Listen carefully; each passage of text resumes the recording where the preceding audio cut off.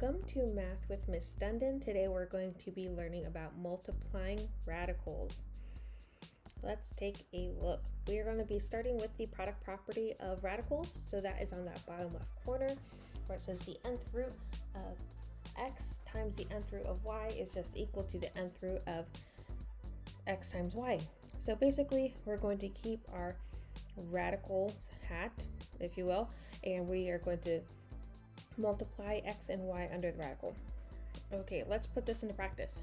We have the square root of 2 times the square root of 6, and according to our property, we can just put them under one radical. Okay, so let's write it.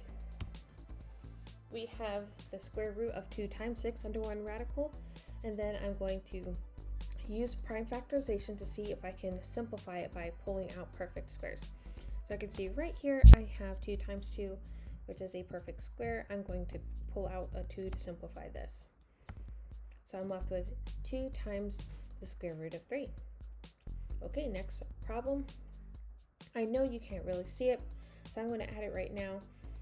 Parentheses. Parentheses means that I'm multiplying these 4 factors. Okay, so it's negative 2 times the square root of 18 times 5 times the square root of 50.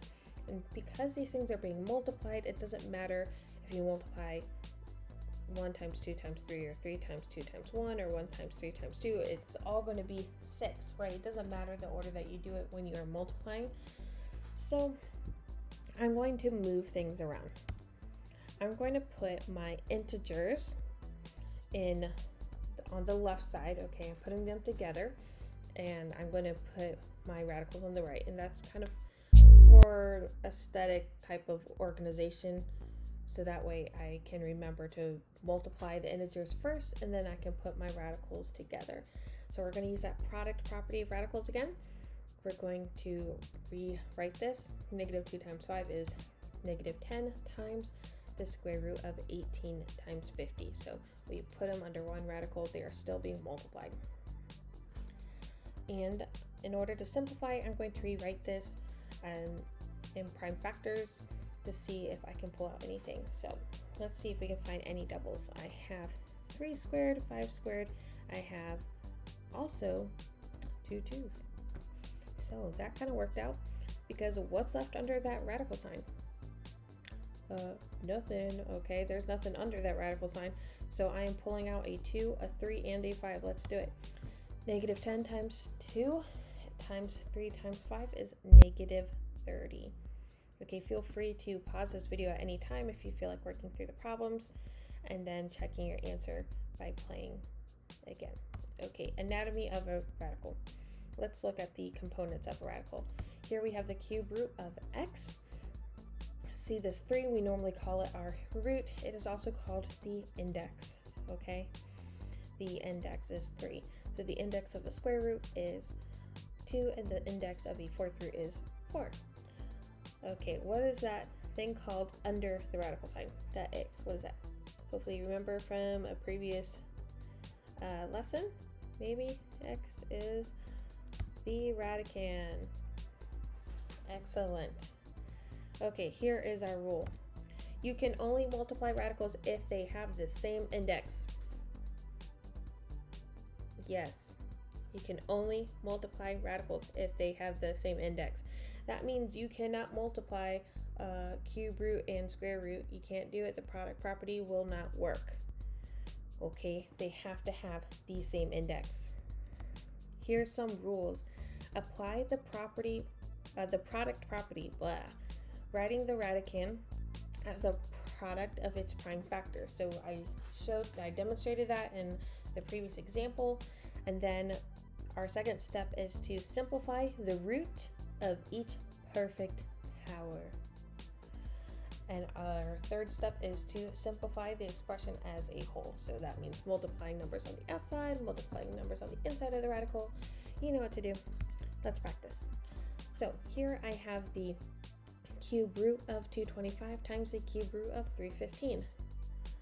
First things first, I'm going to rewrite this as a product of prime factors. Ready?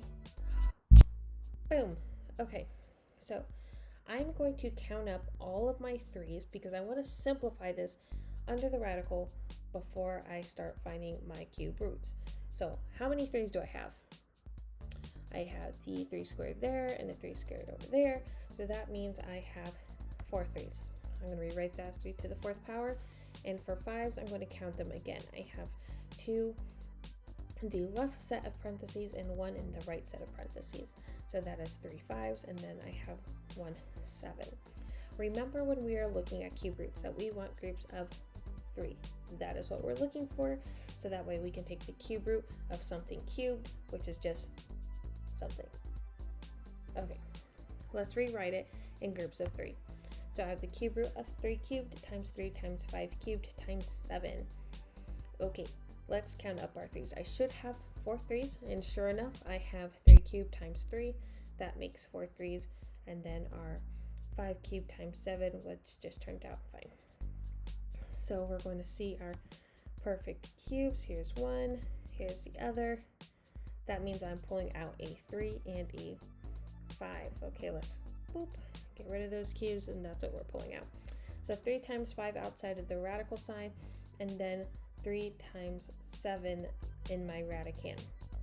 Let's simplify. We need to multiply the numbers outside, multiply the numbers on the inside, and see what we get. We have 15 times the cube root of 21. Good job. More practice. Okay, here I recommend that you pausing the video and try working this out yourself, and then press play when you're ready to check your answer. So my first step, once again, is I need to combine these and write this in prime factors. Okay, so I'm going to look at my first integer, 2, and my next integer, which is 32, and I'm going to write that in prime factors. So I have 2 squared from that 4, and then 2 to the 5th power from 32. Good. Okay, let's find out how many x's I have. On the left radical, I have 2 x's, and on the right there is 1. So I have, a total of 3 x's. And now let's count up our y's. I have 5 on the left and 1 on the right. That gives me 6 y's and 1 z that's left behind. Okay, let's go ahead and rewrite this in groups of 3. So you can see here that I have a total of 7 2's, right? I have 2 and 5, that makes 7 2's. And to group them into 3, I'm going to have one group of 3, a second group of 3, and then one left over. Okay, that's exactly what we're going to see when we rewrite this here. Okay, so there we go. Rewriting with the grouping. So I have the 2 cubed times 2 cubed times 2 times x cubed, y cubed, and z. So let's find our, that's just showing you I have the 7 cubes, and then there are my 6 y's right there when we count those up. So there's a perfect cube, there's a perfect cube, and look at all those perfect cubes. So I should be able to take out a 2, an x, a y, and a y. So I pulled them out of my radical sign, and I am left with 2z on the inside of my radical. We need to simplify the outside. I have 2 times 2, which is 4. 4 times x is 4x. And then y times y can be simplified to y squared. So I should have 4x times y squared times the cube root of 2z. So that is it for our lesson today. I hope that helped, and have a very blessed day.